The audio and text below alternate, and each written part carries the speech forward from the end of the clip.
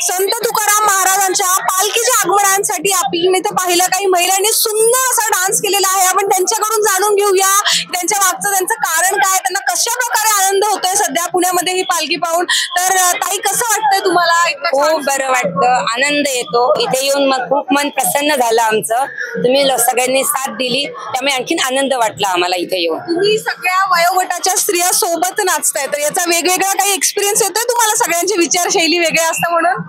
नाही, आम्ही जरी वयाने जास्त असलो तरी आमच्या ज्या माझ्या सोबतच्या ज्या मैत्रिणी आहेत म्हणजे समजा ज्या मुली आहेत त्या आम्हाला सामावून घेतात आणि आम्हाला असं वाटतच नाही की आम्ही आज 60 वर्षाच्या आहोत म्हणून. तुम्ही 60 वर्षाच्या आहात आणि इतकं सुंदर आणि काकूंकडे बघून आम्हालाही एनर्जी वाटते.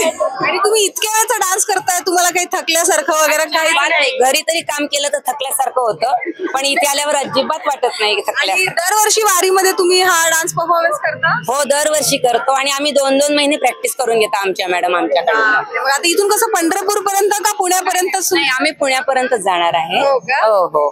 आणि आमचं डोहाळ जेवण, मंगळागौर, बारसं असे प्रत्येक कार्यक्रम आम्ही साजरे करतो. वा, सुंदर सुंदर. महिलांचा जल्लोष आपण पाहिलेलाच आहे आता आणि आता माऊलींची पालखी पण येते. आपण त्याचा देखील नागरिकांचा आनंद बघूया. तोपर्यंत मी मृदुला नारळे, न्यूज डॉट्स पुणे.